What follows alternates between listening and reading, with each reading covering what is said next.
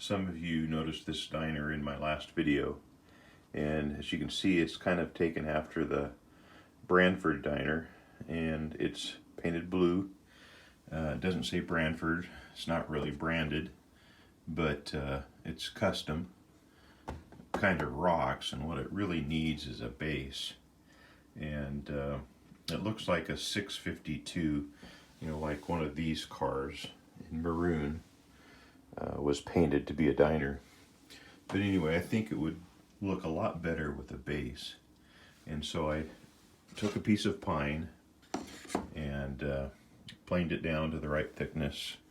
The book says the base measures 3 by 12. So I cut it to that.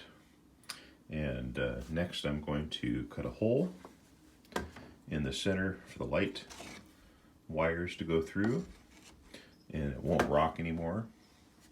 And then I will paint it green. Let's see what happens. Now that I know that the base fits, I cut a hole in it for the wire to go through and for access to the bulb, and now I'm going to give it a coat of primer so that the wood grain doesn't show and it will look more like a piece of sheet metal when I get done.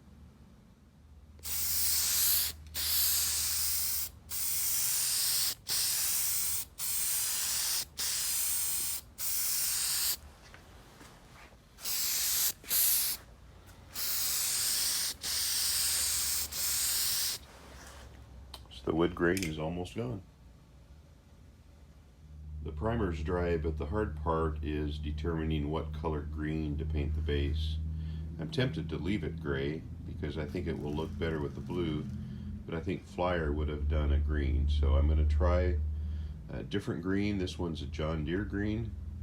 I might go back to pistachio if I need to, but we'll give it a try.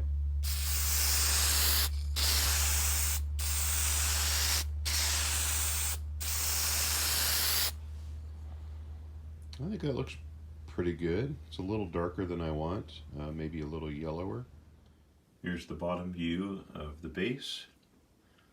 It's been a few days and I've allowed the paint to dry, and I think it looks pretty good.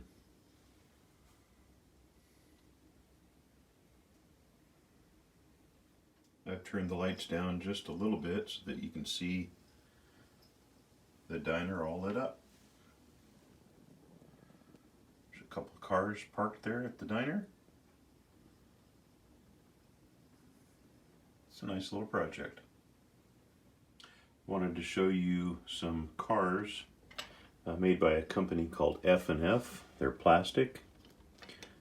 They were premiums in boxes of cereal in the 50s, and I believe they came in Rice Krispies.